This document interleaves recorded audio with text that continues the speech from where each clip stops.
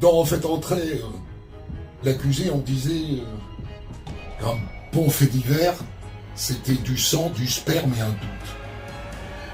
Voilà. L'affaire Grégory, Xavier Dupont de Ligonnès, Norda Lelandais ou plus récemment Leslie et Kevin, les faits divers font partie de notre quotidien. Et ces affaires criminelles passionnent des millions de Français. Alors pourquoi les faits divers nous passionnent-ils autant ? Dans la nuit du 25 au 26 novembre 2022, un couple disparaît dans les Deux-Sèvres. Plusieurs semaines plus tard, les corps de Leslie et Kevin sont retrouvés. Un fait divers banal qui devient tout d'un coup médiatique. La question de savoir quand est-ce que ça devient aussi un vrai fait divers, c'est aussi quand il y a un rebondissement. Et là, en l'occurrence, il y a eu un rebondissement puisqu'un proche de Leslie et Kevin, qui était depuis le début de l'affaire très actif dans les recherches, qui avait participé à une battue citoyenne, qui partageait l'avis de recherche, en fait, a été mis en examen pour enlèvement et séquestration. Autre caractéristique du bon fait divers, l'identification. La première chose qui fait que les gens s'intéressent au crime, c'est est-ce que moi, je pourrais être victime, ou est-ce que moi, c'est encore plus mal pensant, est-ce que je pourrais être auteur du crime? Et c'est de jouer avec ces deux terreurs qui fait que les gens s'intéressent au crime. Nous l'avons vu récemment avec l'affaire Palmade. On en a tous discuté à un moment, ça a été un sujet de conversation dans de nombreux endroits. Le fait divers est un créateur de liens sociaux.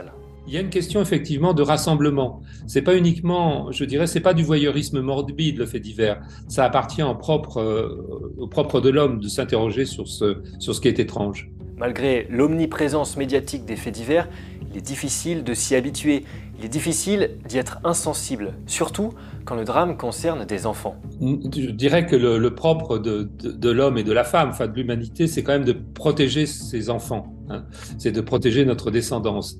Et quand un enfant est tué d'une façon ou d'une autre dans un fait divers, alors là, ça nous touche au plus profondément. Donc ce sont ceux-là qui depuis toujours, ont fait la plus grande audience en ce qui concerne les faits divers, on pourrait dire criminels. Dans les médias, des émissions spécialisées dans les affaires criminelles n'ont fait qu'accentuer notre fascination. C'est notamment le cas de Fait entrer l'accusé.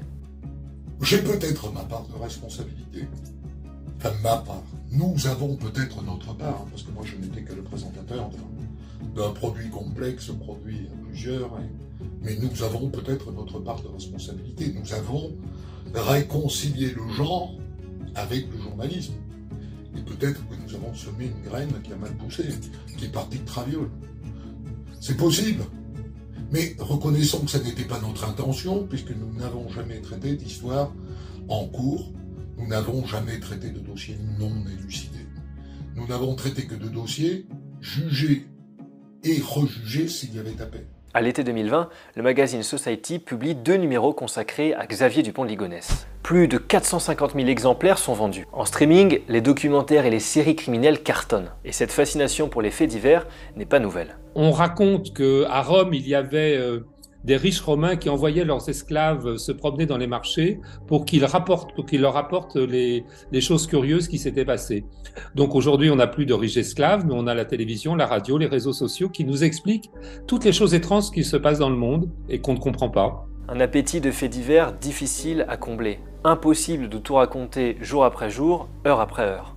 Une enquête, ça se joue sur 4 ans. En gros, une enquête criminelle, entre la découverte du corps et la comparution devant une cour d'assises, en moyenne, il s'écoule 4-5 ans. Et les journalistes voudraient en rendre compte tous les jours.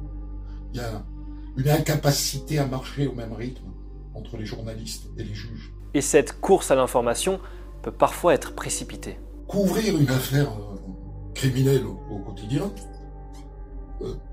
c'est s'exposer à dire une chose un jour, et son contraire le lendemain. Et dans l'affaire Palmade, ça a été un spectacle absolument désolant. Hein. Un jour blanc, le lendemain noir, et quelque part ce sentiment que chez eux ça ne pose aucun problème, puisque que ce soit blanc ou noir, ça fait 2 informations. Aujourd'hui, on tourne un peu en rond. Plus les gens s'intéressent aux faits divers, plus ils sont traités dans les médias. Et forcément, plus ils sont traités dans les médias, plus les gens s'y intéressent.